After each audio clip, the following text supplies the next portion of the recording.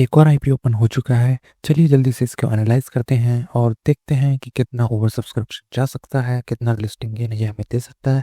Hello दोस्तों, मेरा नाम है Rahul and welcome to my channel. तो सबसे पहले जान लेते हैं कंपनी कब बनी, क्या करती है।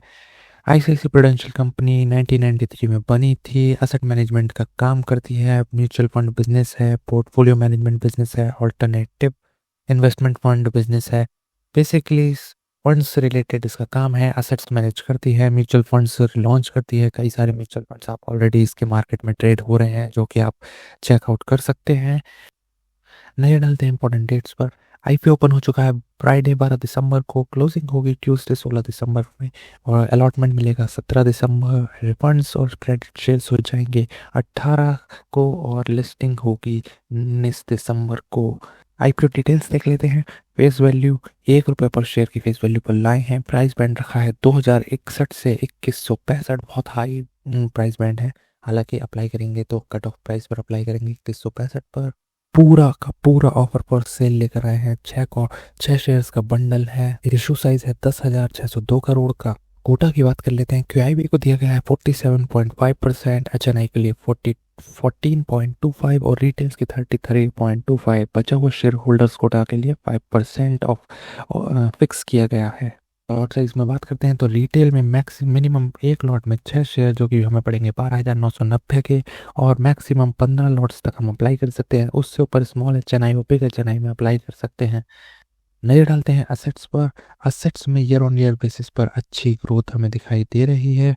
हालांकि ये इसकी ज़रूरत नहीं थी यहाँ पर, तो भी चलिए छोड़ देते हैं हम। नेक्स्ट उसमें इनकम में देखते हैं। इनकम भी एक ईयर ऑन ईयर बेसिस पर इंक्रीज हुई है, और जितनी इनकम ये एक साल में करते थे उतनी तो उन्होंने इस बार 2 क्वार्टर में ही कर दी। अब बात करते हैं प्रॉफिट आफ्टर टैक्स की। तो एक अच्छा प्रॉफिट आफ्टर टैक्स मेंटेन करके चल रहे हैं। प्रॉफिट में भी इंक्रीमेंट हमें दिखाई दे रहा है। जीरो बोरिंग कंपनी है। केपीआई परफॉर्मेंस में बात करें रिटर्न ऑन इक्विटी की, तो 82.8%, return on net worth 82.8%, price to book value 30.41, EPS जो कि पोस्ट आईपीओ के बाद 65 का, और पीई 33 का हो जाएगा। पूरा का पूरा आईपीओ ऑफर फॉर सेल है, तो किस लिए हम पैसा उठा रहे हैं वो मैटर नहीं करता, क्योंकि ये ऑलरेडी हमें पता है कि पैसा जाएगा शेयर होल्डर्स और प्रमोटर्स की जेब में। तो अब हम डायरेक्ट बात करते हैं ओवर सब्सक्रिप्शन कितना होने वाला है, और लिस्टिंग गेन हम कितना इसमें एक्सपेक्ट कर सकते हैं।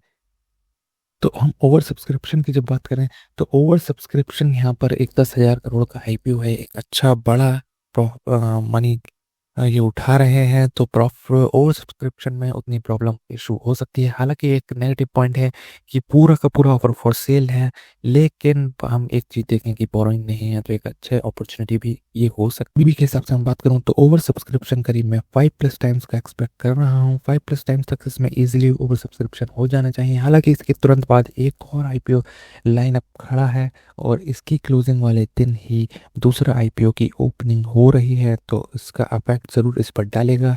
तो मैं एक्सपेक्ट कर रहा हूँ कि 5+ टाइम की इस हिसाब से इसमें ओवर सब्सक्रिप्शन हो सकता है। लिस्टिंग गेन की अगर हम बात करें, तो लिस्टिंग गेन में भी दूसरे आईपीओ की वजह से इस पर असर पड़ेगा। और हालांकि मैं बात करूं कि इसमें मैं कहूँगा कि अगर आप रिस्की ट्रेडर हैं, आप रिस्क ले सकते हैं, तभी अप्लाई करें अगर अभी के पॉइंट ऑफ व्यू के हिसाब से। बाकी आप हमारे टेलीग्राम चैनल पर ज़रूर जुड़ें। टेलीग्राम चैनल पर मैं फाइनल डे पर ज़रूर बता होता हूँ कि कितना इसमें एक्सपेक्ट किया जा सकता है। हालांकि इसमें एक्सपेक्टेशन बढ़ती है, एक सेफ साइड हमें दिखाई देती है, तो सेफ ट्रेडर्स के लिए भी ये अप्लाई करने लायक ज़रूर होगा। हालांकि ये इस चीज़ को जानने के लिए आपको मेरे टेलीग्राम चैनल पर जुड़ना पड़ेगा, तो लिंक आपको डिस्क्रिप्शन में मिल जाएगा। टेलीग्राम चैनल पर ज़रूर जुड़िए। अब बात करते हैं कि अभी के हिसाब से मैं इसमें कितना लिस्टिंग गेन एक्सपेक्ट कर रहा हूँ।